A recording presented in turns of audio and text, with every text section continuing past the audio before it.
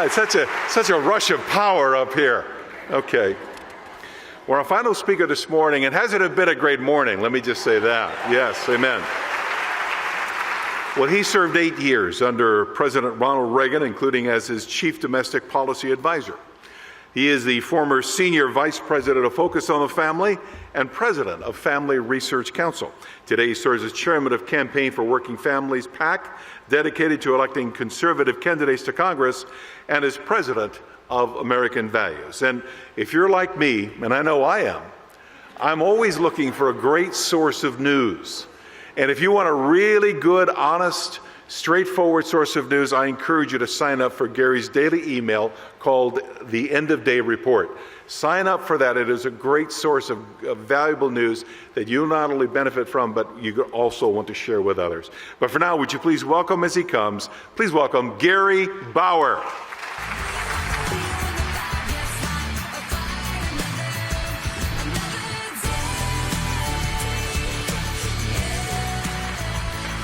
Thank you, Gil. Thank you all. What a fantastic crowd. My wife Carol and I came here a couple weeks ago to worship with you folks and really enjoyed ourselves, and we've been watching online. You know, I want to take a moment because I know a lot of you are from Cornerstone Chapel and say to you that if every community in America had one church like Cornerstone and one pastor like Gary Hamrick, this country would not be in the mess it is in now.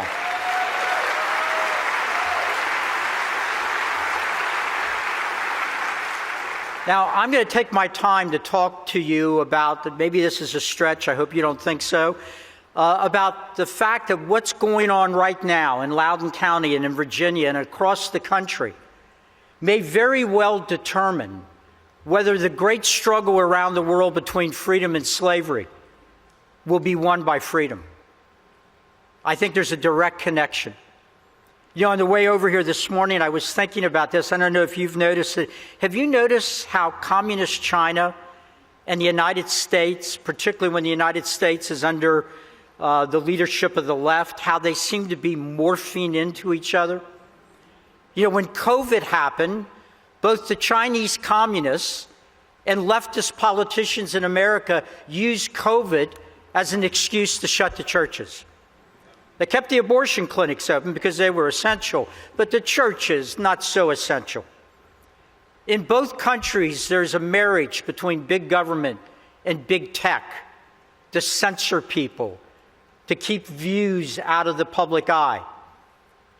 Even something as fundamental as where does liberty come from? Obviously, the Chinese communists believe that if you have any liberty at all, it comes from the government allowing you to have a little bit. This country was never built on that idea, but increasingly many of those that run our country believe the only liberty you have is the liberty they are willing to give to you. Now, in spite of these similarities between the two countries, we're not growing closer together as two nations. I'm here to tell you, my friends, and I'm not trying to be an alarmist, the odds are overwhelming that we will be in a major war with communist China. I mean, you can see it coming. Anybody that has eyes to see will see it coming. Now, I'm also not a pessimist. I worked for Ronald Reagan for 8 years. He did not like pessimists. He fired pessimists. I got rid of my pessimism in order to be able to stay with Ronald Reagan for 8 years. But I'm also a realist, and I can tell you that if we are in a major war with communist China, at best it is 50-50 on whether we will win that war or not. There are a lot of reasons for that. But the Chinese communist leaders themselves, they're confident, they believe the future is theirs, and our own leaders are depressed, tired, and think that America's best days are over. Now, how in the world did we get to this place where a country like communist China and the United States may be headed to a war and it's not clear whether we will prevail? And I want to just mention a couple of the reasons. One of them is that for over 30 years, our political elites, our economic elites, virtually anybody that mattered in America, committed to a stupid idea, and they would not be budged from it. The idea was that if we just did more trade with communist China would change. That all these communists would suddenly become loyal members of the Chinese Communist Chamber of Commerce. I mean, maybe if you traded with them enough, who knows, maybe they would turn out to be libertarians at the end of the day.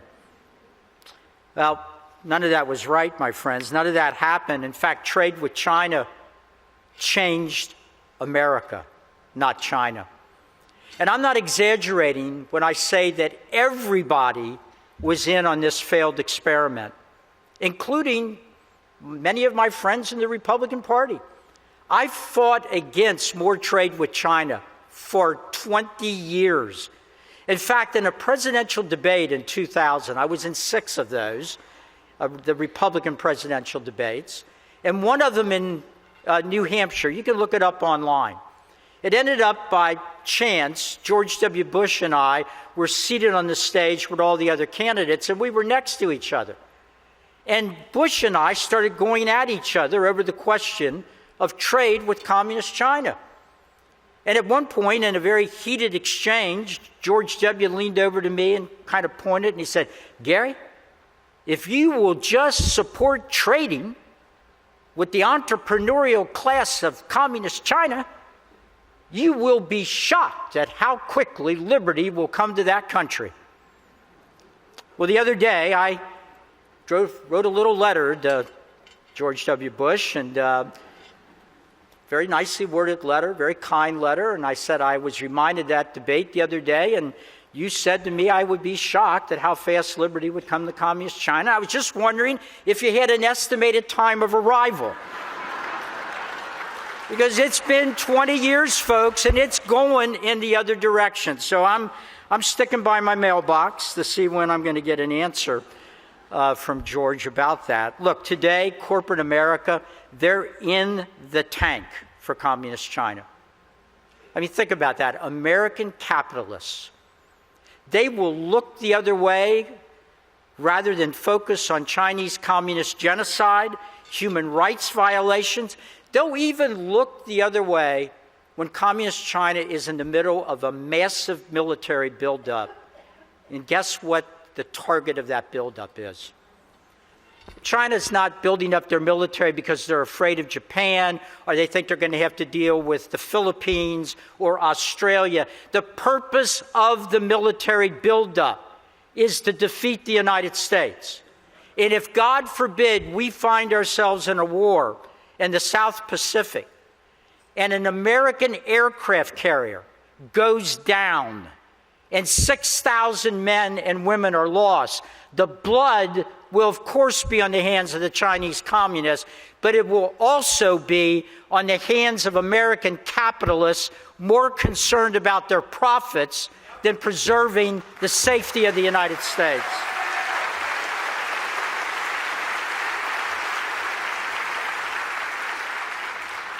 I mean, think of this unbelievable situation where corporate chieftains and socialist professors in our universities are on the same page. Why? Just so the next quarter's profits can look a little bit better, and the stock will go up, and the corporate leaders' stock options will be worth more. And it wasn't just the trade by itself. We lost tens of thousands of manufacturing factories, whole communities boarded up, all for the profits of a few. Now, during this period when we've been trading with them, they have robbed us blind. They stole our technology. They've stolen our intellectual capital. They've infiltrated our universities. Some of the finest universities in America have Confucius Institutes on them. Communist China gives the university $10, $15 million, and in exchange, the university opens a Confucius Institute, which is just a propaganda center for Communist China. And during all this period of time where they stole our technology, hacked into our computers, they have eliminated the military edge that we had over them. Think about that. We've had a military edge over any imaginable enemy since the end of World War II. But a few months ago, when Communist China celebrated the takeover of China by communism, they had a huge parade in Beijing. And in that parade, there were military units galore and all kinds of new weapon systems that American intelligence agencies and our Pentagon were shocked to see. I remember an article in the Washington Post where unnamed people at the Pentagon said, I think we have to admit it, our military edge is over. We don't have it anymore. But how did all these folks, by the way, the CIA, FBI, all these people that are supposed to be looking out for these things, how come they were caught by surprise? I mean, look, this was before the FBI was, being assigned the job of monitoring PTA meetings. Or monitoring the presidential campaign of a particular presidential candidate. They were supposed to be looking at America's enemies, not spying on us.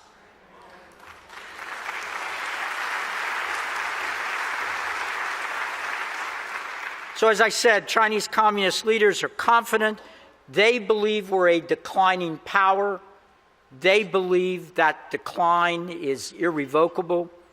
And half the time when you watch the current leaders that we have, it sounds like our leaders may in fact agree with them. Of all the things, and I know this isn't a political event, I'm just looking backwards here, of all the things that Donald Trump said that used to just drive the left crazy, the biggest one he said right at the beginning, MAGA, Make America Great Again. It drove them nuts.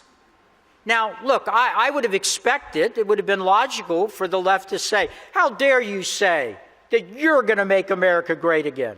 We know how to make America great again, not you. That's not what they said.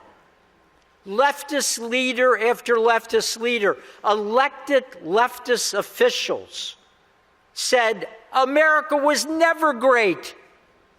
That was their response to Donald Trump. America was never great. That was a revealing moment, ladies and gentlemen. And it's why, I think, one of the reasons why that Donald Trump was so hated by so many people. Well, that brings me to the thing that I think ties all of this together. In communist China today, Chinese communist youth are on fire with a new nationalism. They are in love with their country. They believe the future belongs to their country. And of course, when young people are feeling strong emotions for their country, they love their founding fathers.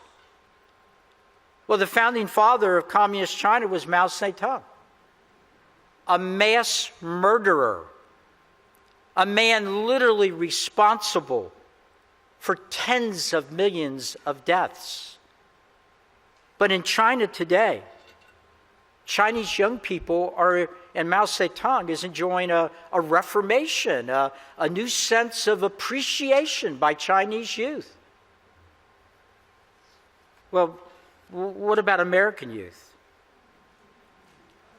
The polling shows that among young Americans, patriotism is at the lowest level in the history of the United States.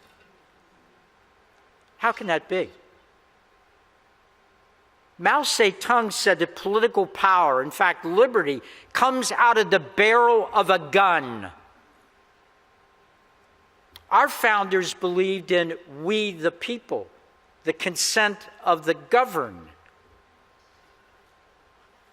For most of our history, as other speakers have pointed out, most Americans believed that it was not mere chance that the United States, in the colonial era, when we were beginning to feel like we needed to be free people, that it wasn't just a coincidence that we didn't have just one or two or three giants on the scene.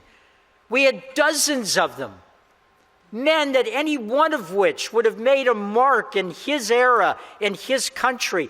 We had dozens of them, Americans believed, because God had brought into America men like Jefferson and Adams, Washington, Franklin, and Hamilton. These exceptional men, that was God's hand in America's founding. 50 years later, after we became a free nation, on January 4th, 1826, Jefferson and Adams both died within hours of each other. And even that was seen by the American people of further evidence of God's providence and his hand in America. That he had given us men like that they had done their job in establishing this shining city on a hill. And now that their work was over, in the 50th anniversary of their handiwork, that he was calling them home. And of course, as the founders died, I remember reading a speech, you should go look at it sometime, by Abraham Lincoln. Lincoln worried as the founding generation died, we would be in danger of losing our liberty because we no longer personally knew or saw or heard the men that had formed the great republic. But for years and years and years, all of these men, all of these heroes lived in the hearts of every rising generation of young Americans. But that love and that gratitude and that appreciation for these giants is being murdered in classrooms all over America, including right here in Loudoun, Virginia, and the people doing it ought to be ashamed of themselves.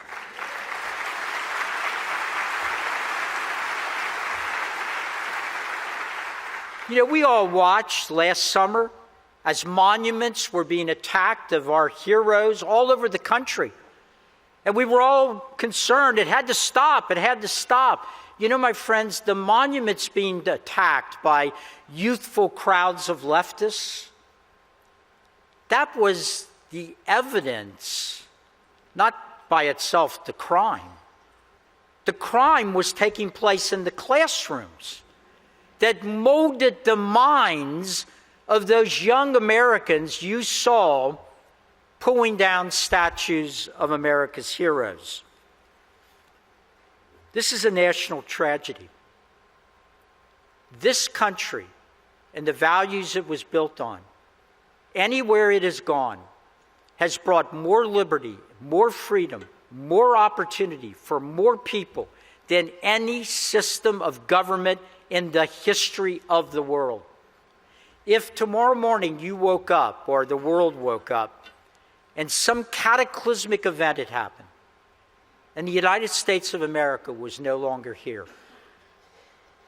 a meteor hit us, or the earth opened and swallowed us up, it wouldn't take 50 years. It wouldn't take 10 years or 5 years. In the blink of an eye, the world would sink into another dark age where the strong and evil would prey on the weak and innocent. America is essential to the survival of freedom in the world. And so here we have it today, the battle many of you have been in, where classroom Marxists, cultural barbarians, cheered on by race baiters and radicals like AOC and Bernie and Elizabeth Warren and the gang of race baiters that we see around America and the gang that's governing us right now, undermine the greatest country in the world by teaching America's youth that this is not a country worth loving, that our founders were evil men. And that is what brings us to the point we're at today, where the sons and daughters of Mao Zedong may defeat the sons and daughters of Jefferson, Washington, Adams, and Hamilton on some future battlefield. There are almost no words to describe the situation we're in. You know, many of the founders came right from this state. What a trophy this state will be for the left if they can convince the children of Virginia that the founding fathers that came from this state are not worthy of their love. It was in Virginia that we had people that wielded the sword, the most notable being George Washington, that won us our liberty. It was Virginia that gave us the great orators that were able to arouse crowds like this to form the new nation. It was Virginia that gave us the mighty pens of people like Thomas Jefferson that wrote the words that formed the republic. Jefferson, of course, was charged with writing the Declaration of Independence. One of the most important parts of that declaration is the second paragraph. Right in the middle of that second paragraph, there are about 22, 23 words. If you don't know those words, I don't know how you can be an American. Now, over the years, beginning back in 2000, I went to a lot of high schools. I was Undersecretary of Education in the Reagan administration. I've always had an interest in American education. And I went into high schools and I started talking to high school students, again, all the way back in 2000. And there was something off. I would bring up the founding fathers and the American founding, and I wasn't getting the kind of reaction I would get from audiences like you. And in one of those high schools, troubled by what I was seeing and the blank faces, I asked the kids in a suburb of Minneapolis whether they understood that America was founded on a profoundly religious moral idea that was right in the middle of the second paragraph of the Declaration of Independence. And I got a bunch of blank faces. So I said, look, I'll tell you what I'm going to do. And I reached into my pocket and I pulled out a $20 bill. I said, I'll give the first student $20 that can finish for me the sentence that begins, "We hold these truths." Nobody knew what I was talking about. 20 years ago in a suburban Minneapolis high school.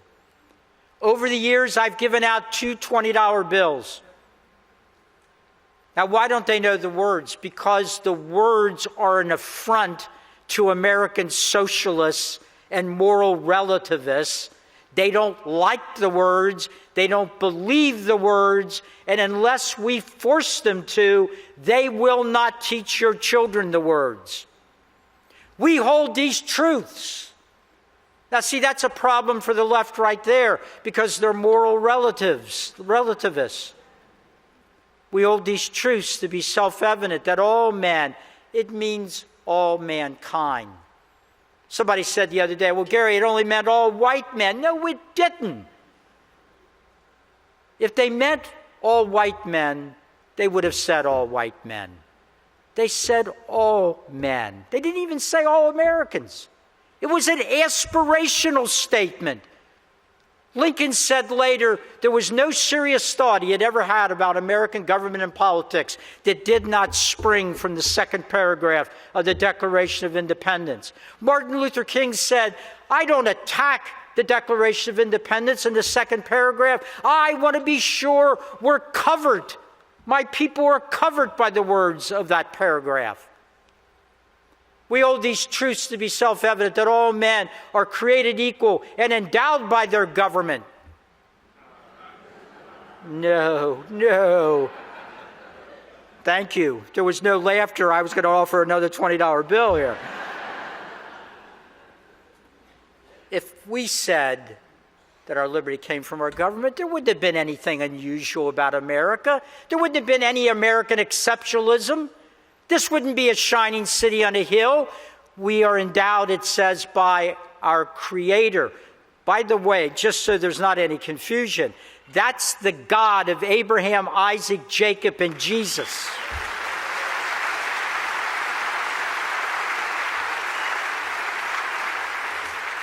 Endowed by our Creator with certain unalienable rights, among these the right, by the way, unalienable rights.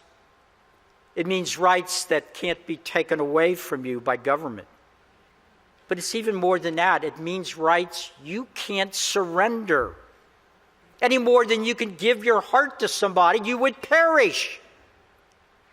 These rights are so central to being a human being that we cannot give them up. Endowed by their Creator with certain unalienable rights, among these the right to life. Isn't that interesting? Even before sonograms, the founders knew that without the right to life, the other rights are sort of beside the point. The right to life, liberty, and the pursuit of happiness.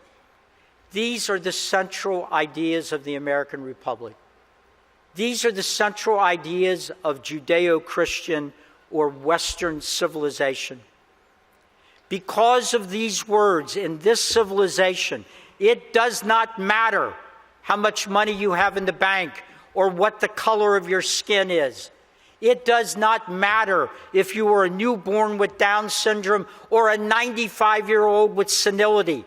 You have dignity and value and worth. That's what makes America exceptional.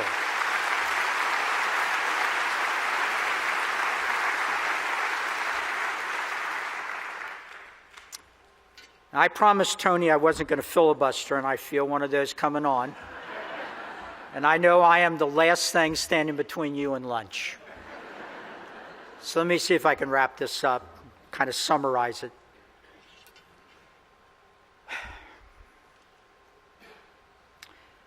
All of our children, black, white, Hispanic, Asian, all of America's children must be taught about what happened at Concord Bridge and at Valley Forge.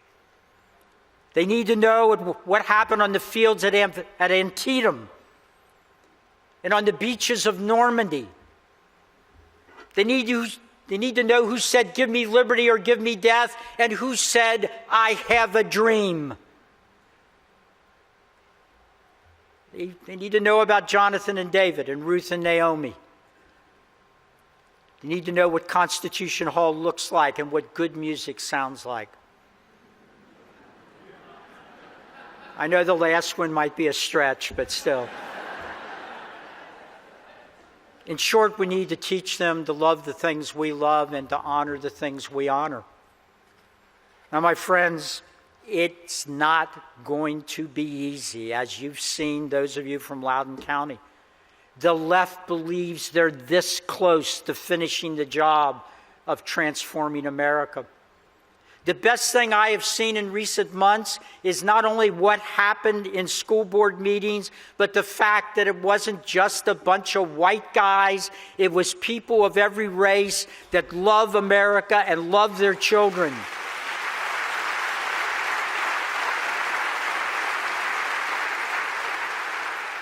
You know, the FBI's been sick on you people now. You know what the response to that is? Instead of hundreds of you showing up at school board meeting, it needs to be thousands of you.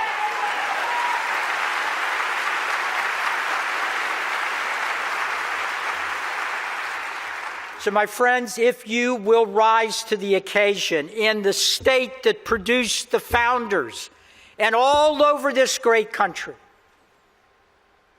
I can tell you with certainty, if you will do that next year, and 5 years, and 100 years from now, the world will look in this direction and see that the Stars and Stripes still flies over Washington, D.C., the capital of the united, free, prosperous people of the United States of America. May it be so.